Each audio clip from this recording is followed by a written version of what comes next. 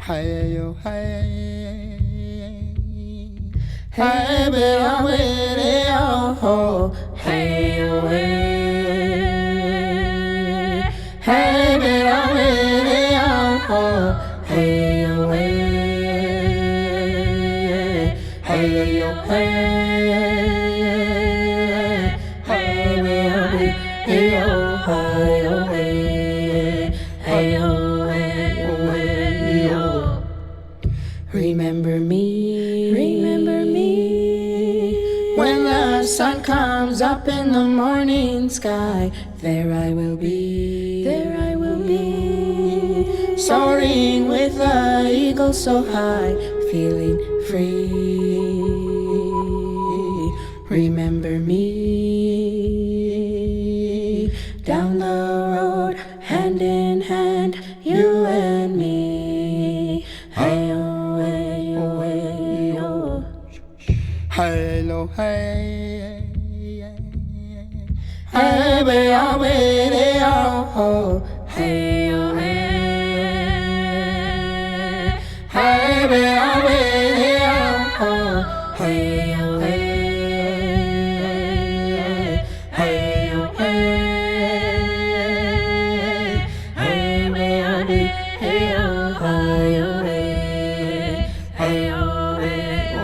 hey-oh, remember me.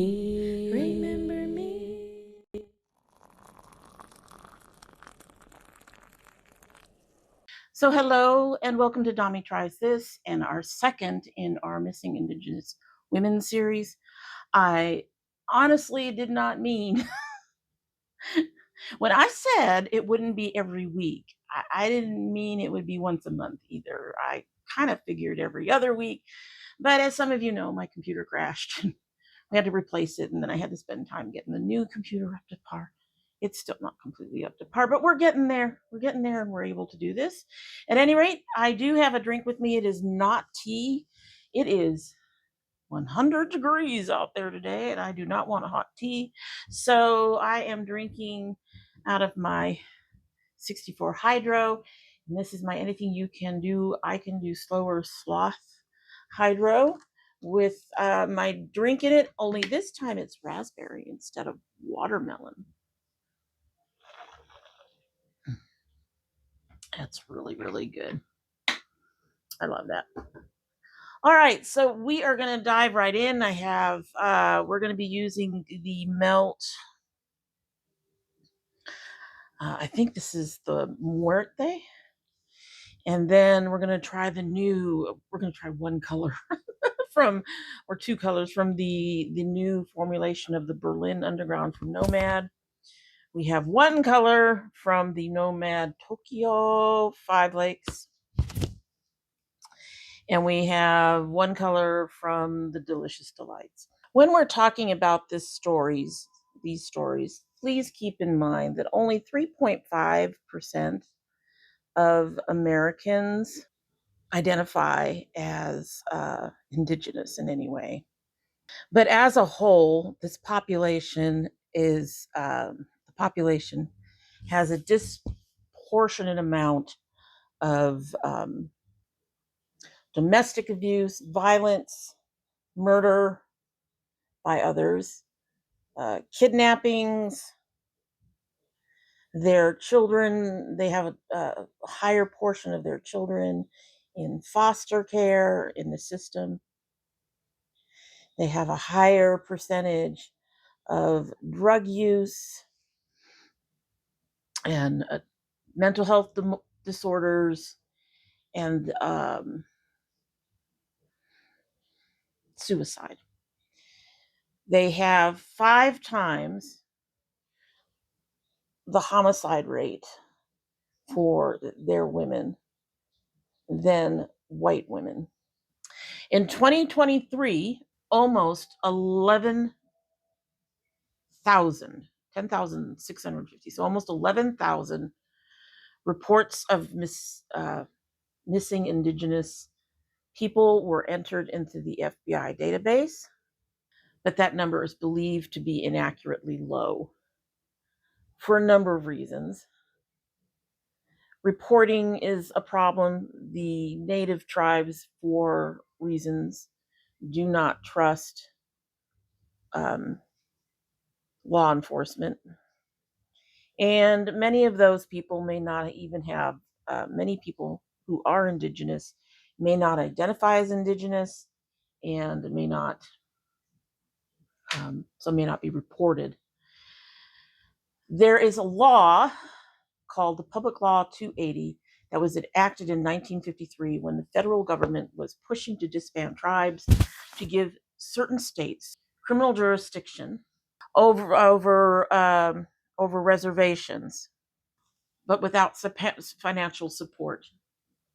As it turns out, California, which is home to 109 federally recognized tribes, is among a handful of states that remain under that law today, which is where Emmilee Risling, I'm not sure of the particular pronunciation, so I apologize to her family and her tribe if I am mispronouncing that. Was born, raised, and disappeared. She is one of 5 cases in 18 months of Native women who have gone missing or found murdered between the California Bay Area and the Oregon border. So her name is Emmilee. Like I said, I'm not quite sure about the pronunciation of the last name. I'm going to go with Risling. She was born February 19th, 1989. She has been missing since October 18th, 2021, from Witch Peak, the Yurok tribe, from Witch Peck. Names. Emmilee excelled in high school in AP courses. She served as president of her class all 4 years. She volunteered twice to organize a regional conference. When she was 15, she ended up on the front page of the Washington Post for an article about the opening of the National Museum of the American Indian. So she had a bright and promising future. She felt a deep responsibility to preserve Native American culture. She was a regular at the tribal ceremonies and an accomplished Hoopa Valley tribal dancer and singer. Unsurprisingly, she received several scholarships and went to the University of Oregon to study political science, graduating in 2014. This is a big distinction for tribal Native members, because only about 16% of Native American adults have bachelor's degrees. She returned to McKinneyville and worked with indigent families in need of services. And she planned to become a lawyer. She had a son from a college relationship that she was devoted to. She was devoted to their son. She coached his t-ball team, took him to jiu-jitsu classes, threw him elaborate parties, and so on. So she was quite the devoted mother. Unfortunately, after that, her life would take a turn, and not for the better. She began seeing a man who friends and family members said was emotionally and physically abusive. He was investigated for at least one alleged assault on Emmilee.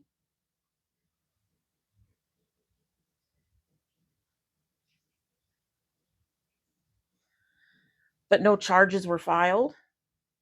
And soon after, she began smoking meth. All right, I was afraid of that. She began smoking meth and surrounding herself with addicts. The drugs seemed to trigger a new persona in her,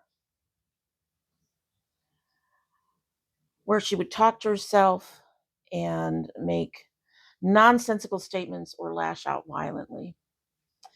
After the birth of her daughter in 2020, Emmilee started showing signs of postpartum psychosis and schizophrenia. Her children were placed in the care of her mother, and she began staying with a friend on the Hoopa Reservation. Between the time that she went to the Hoopa Reservation and her disappearance, the police stopped her numerous times for walking around naked in public. Clinics on the reservation offer minimal health services, with the only inpatient psychiatric hospital within 300 miles, and it only had 16 beds. As is a frequent case in California psych wards, she was quickly released if taken in, even if in the middle of an episode. Now, as the daughter of a mother who suffered from paranoid schizophrenia, I can tell you from personal experience that this is what they do. Some of this is laws that are in place to protect people from being unnecessarily placed in care, but it does make it harder to get the people who need help the help they need, unfortunately. My mother would be picked up. I can tell you she would be kept from 3 to 5 days. The hospitals or the clinic put them on meds. And then when the meds stabilize them, they release them. They would release my mother. There's no effort to help keep them on the meds they need. And paranoid schizophrenics and schizophrenics of most any type are notorious for not trusting or staying on the medicines that help them keep stable.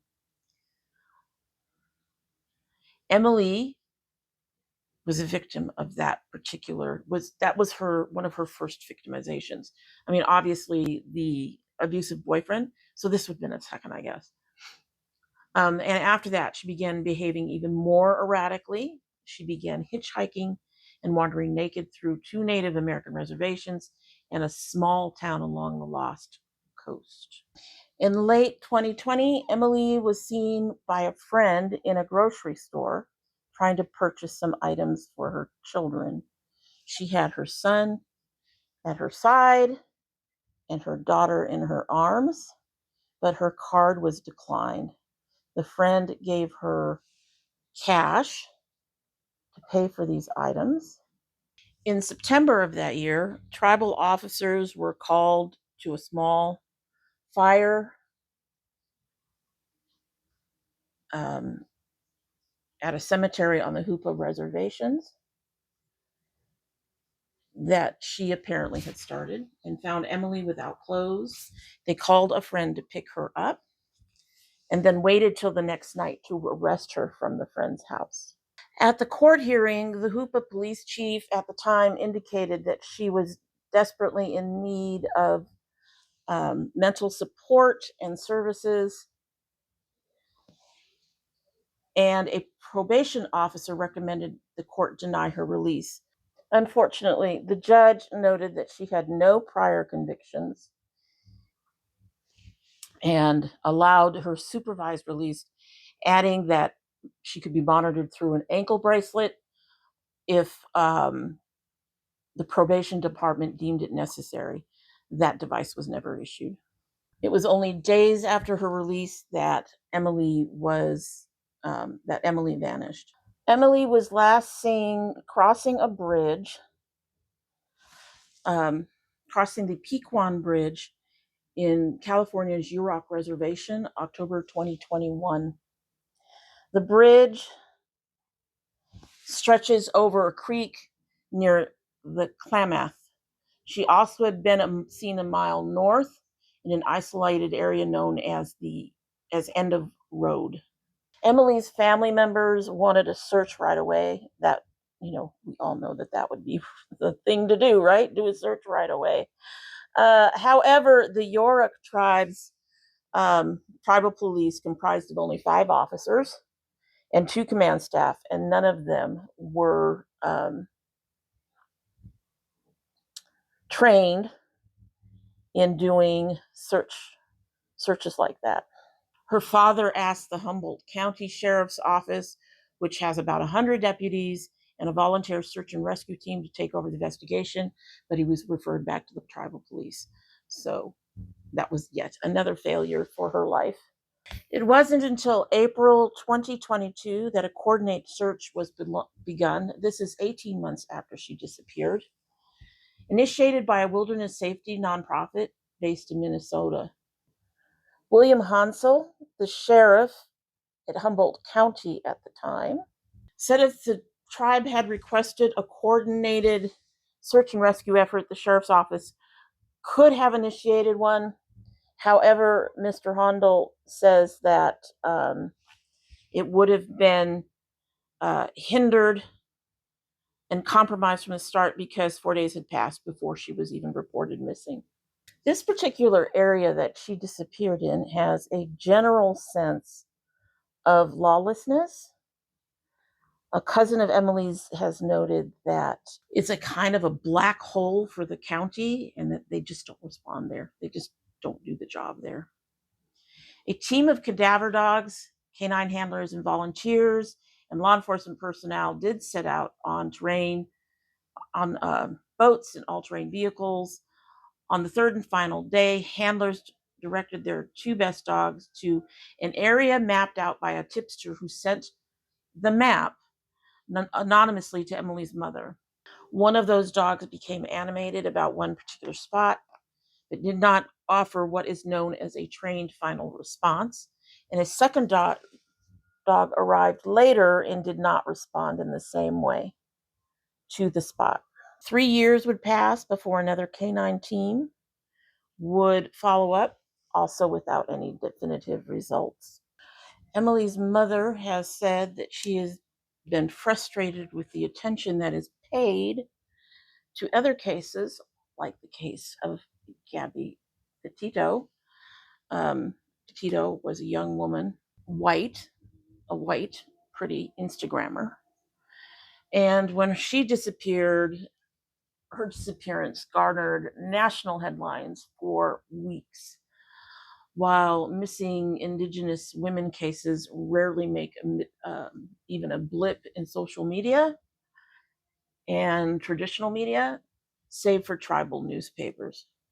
She's also believes that Emilee's struggle with mental health issues in the months ahead of her disappearance added another layer of stigma. So again, as a daughter of a mentally ill mother who was picked up repeatedly, I can tell you that indeed law enforcement does have a stigma against the mentally ill.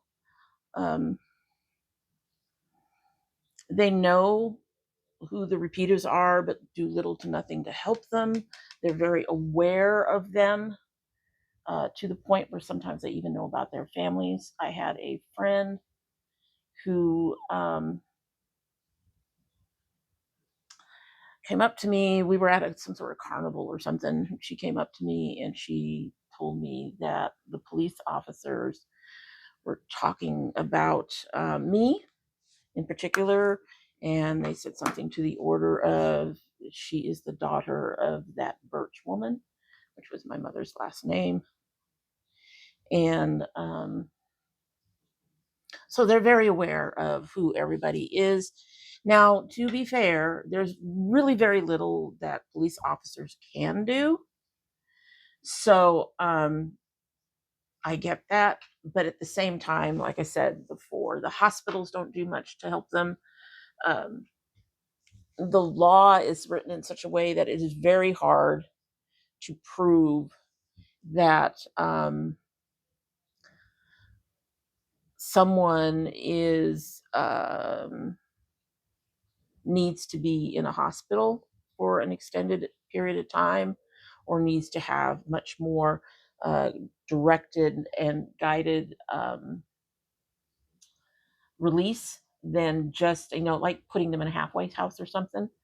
They have to be a threat to themselves or others, which I would argue that with paranoid schizophrenia, they are at least a threat to themselves, but they are not necessarily a threat to others. And on top of that, they tend to be very smart. One of the ways that you can get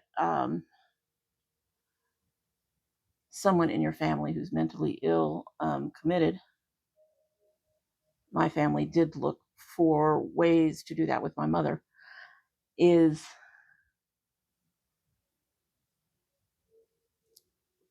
if they're homeless for a certain amount of time.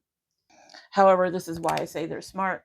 It seemed like right when my mother knew that she was about to be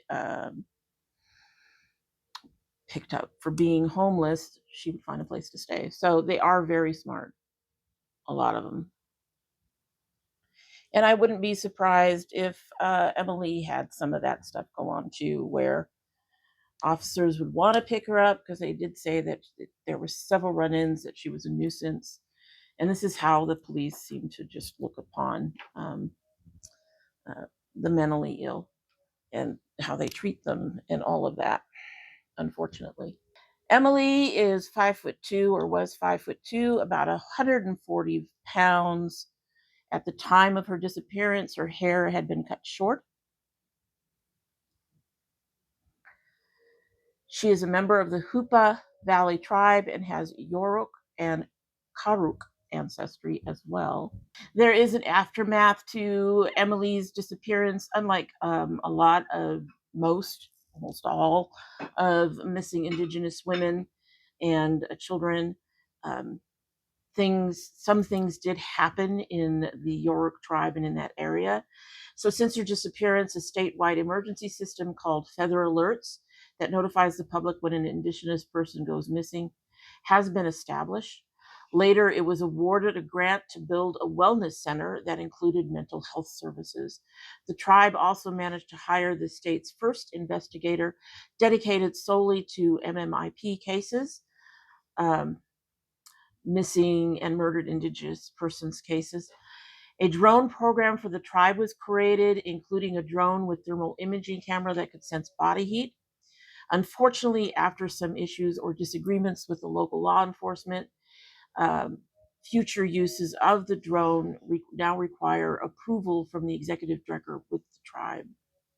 If you have info on Emmilee and you've seen her, or if you know someone who has information about Emmilee, you can contact the Hoopa Tribal Police at 530-625-4202. This will be listed down below, along with the Humboldt County Sheriff's Office, where you can reach them at 707-445-7439. Her case number with the Sheriff's Office is 20210539. I do hope that some kind of closure does happen for Emmilee and her family, or for her family. When they're gone this long, it is highly unlikely that you'll find them alive. So it is a concern, and I do hope that some kind of closure does come out of all of this for them. I am curious. First of all, the mention of the man in her life is so brief, but he was apparently very abusive. So I'm curious as to who he was and where he went and why there wasn't more focus on him. And I'm also curious as to who sent the map and why they sent the map. Their mysterious tipster who just sent it to Emilee's mother, and why that was never followed up in a way to try to figure out who that was. Um, but here we are. We have no information. They have no sightings. Um, they have no body. They have nothing at this point. They have no idea what happened to her. So I do really hope that somehow, someday, the case does break and the family finds some kind of peace. Alrighty, so I don't know if you guys know. I don't know if I mentioned it last time, but I base the colors of my looks when I do these on the colors that the tribe adopts. Or if like Emilee's tribe, the Yurok tribe, if they don't have colors, most of them will have some sort of emblem. And I used the colors from the emblem to create this look. I am not unhappy with it. It really seemed to start off a little bit way more dramatic than I expected it to be, but I like it. I like it. You'll have to let me know down below what you think. Anyway, so that is it on this week's Missing Indigenous Women Monday. And I hope that you will go ahead and like, share, and subscribe, and maybe comment down below your opinions about the case, your opinions about the look. I'd love to hear from you.